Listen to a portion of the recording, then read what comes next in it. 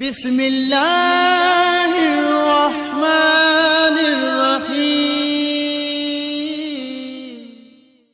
अऊज़ु बिल्लाहि मिनश शैतानिर रजीम।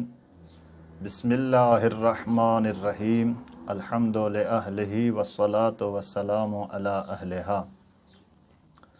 नाज़रीन, अॼु जी गुफ़्तगू जो उनवान मुख़्तसरन सवानह इमाम जाफ़र सादिक़ अलैहिस्सलाम आहे।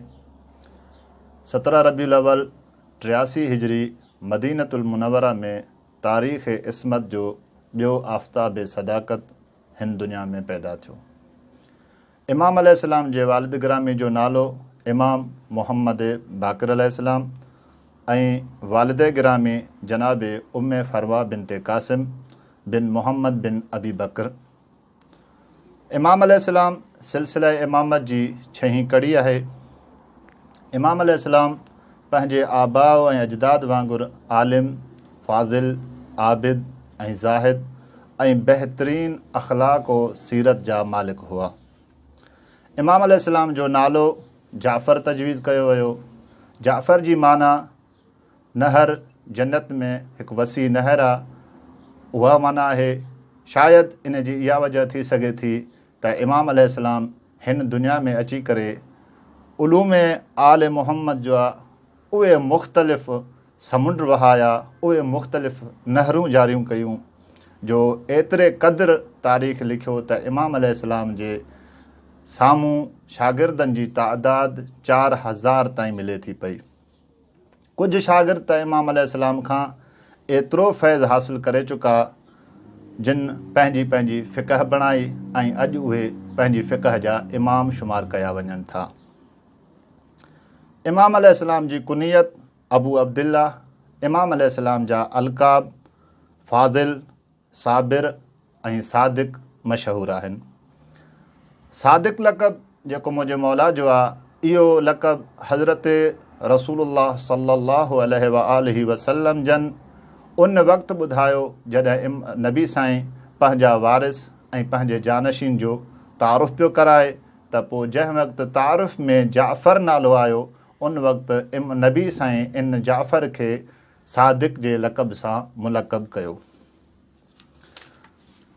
इमाम अलैहिस्सलातु वस्सलाम पंहिंजे बाबा, पंहिंजे ॾाॾा इमाम अली इब्नुल हुसैन सैयदुल साजिदीन ज़ैनुल आबिदीन जी बारगाह में इबादत जा गुण, सजदनि जा जोहर पूरा 12 साल सिखिया।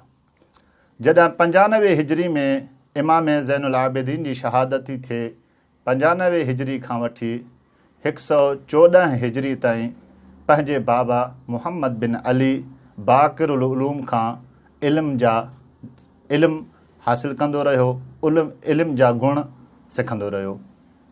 जंहिं वक़्तु इमाम मुहम्मद बाक़िर अलैहिस्सलातु वस्सलाम जी शहादत थिए थी, उन वक़्तु ज़ाहिरन इमाम जी उमिरि 30 साल या 31 साल थिए थी ऐं इन्हनि 30 सालनि में उम्मत मुस्लिमा जो सॼी ज़िमेदारी इमाम अलैहिस्सलाम पाण खई। इहो उहो वक़्तु हुयो जंहिं वक़्तु उमैया ऐं अब्बासिन में इक़्तिदार ते जंग छिड़ी चुकी हुई।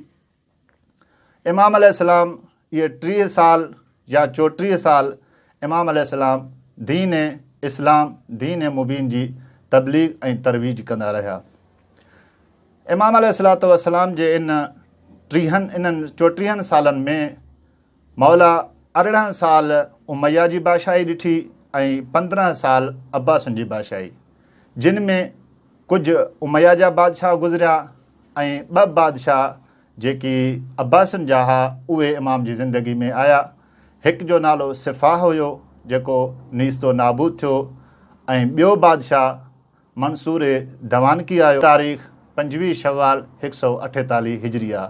बहरहाल इमाम जी शहादत मंसूर दवानकी मलाउन जी ज़हर दगा सां थी ऐं इमाम ही जहान मां रुख़्सत करे विया। वस्सलामु अलैकुम वरहमतुल्लाहि वबरकातुहू।